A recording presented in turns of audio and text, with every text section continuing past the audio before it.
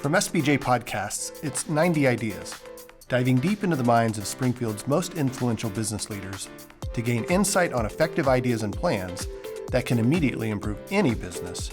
Because if you're not striving to improve, you're staying stagnant.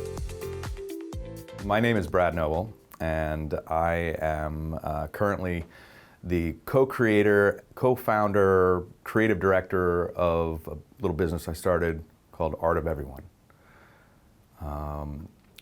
But that is more recently, that's within the last 3 years. For me, I think most of this started about 40 years ago, where I was dabbling in the arts, living in an art family, and learning that drawing was something that I was actually pretty good at. I think all kids get reinforced, positively reinforced when they're in school, and I just believed the teachers. I just believed the art teacher when she would be, oh, that's good. Really? Yeah.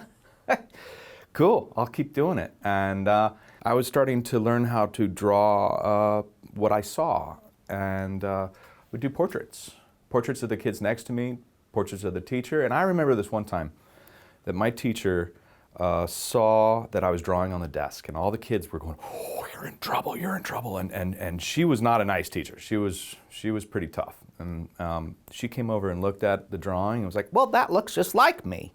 I like this. And so she actually moved the desk up to the front of the class and didn't let anybody sit in it because she didn't want it smeared. And I don't want to say her name, but she had some giant lips and some big hair, and I accentuated everything and was really feeling like I was flirting on the edge of getting in trouble. But what it showed to me, though, is that if you draw what you see, no one can argue.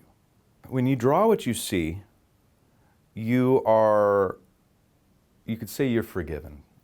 People understand that that's your translation. It's not an opinion.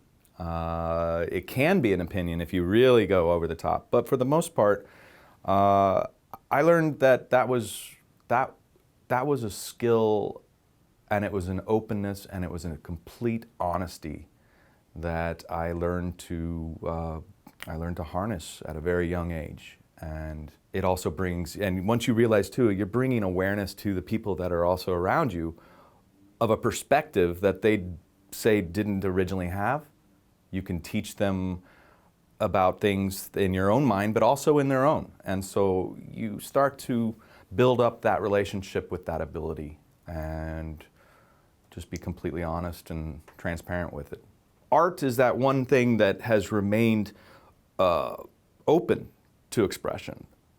You know, it's encouraged to step out of your comfort zone if you're the artist, or if you've, whatever you coin as art. And that's another thing to clarify too. It's not all painting, drawing. It's expression in general.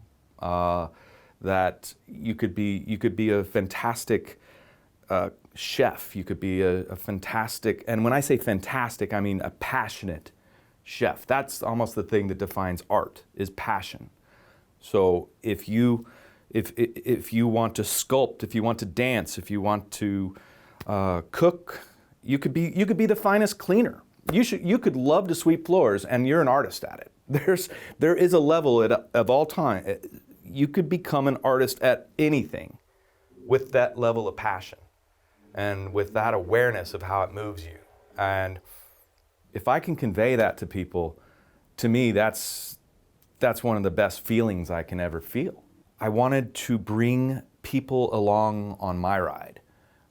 In a way, I wanted to break the distance between my intentions and the other person's movements. Without grabbing their hand and moving it across the surface, without, literally standing behind them and moving their shoulders around, or, as a standard teacher doing it one way. Art of Everyone, the idea was to connect deeper, if I can. It just, use this opportunity to try to synchronize my movements with the person that's on the other side of the surface. And you can feel it when that happens. That synchronization, that feeling is what energized me to the point of realizing that wasn't an everyday sensation. We don't always get to walk around synchronizing our movements with other people. And I not only got charged by that, energetically enthused by that, but I found others getting the same feelings.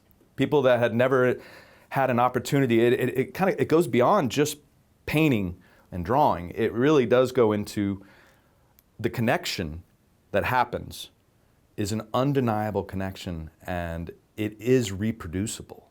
People come up and participate in this laser guided drawing, and what I feel like they take away is, one, they just made a connection with another human that they've never felt before. It's a totally different kind of thing. It was a literal synchronization of movements, and they're listening to my voice, and they're learning something about color at that moment. Maybe they're learning about pressure and speed, and there's little side lessons. It's not about the art as much as it is about that amazing little moment that we share space, we share intention together for that little brief episode. It could last for a minute, but we both share that, and we both walk away feeling closer. We feel that we have just gone through this strange little bond. I know one thing is it has taught me patience beyond anything. I know where I stand, and I know that I'm an expert in depicting some painting illusion. So I can walk in confidently. Well, the people that come up don't share that confidence, but they gain the confidence by the end of that session. I think you have to build trust within everybody that you deal with, everybody you meet. And, if we're both coming in open-minded,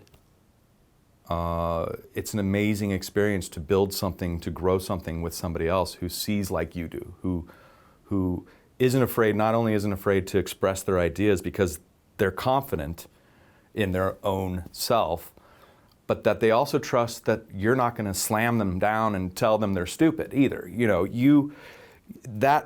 The trust, confidence, and the ability to focus in and build something and see it through to the end is, I think, part of the thing we can stem that into everything in life.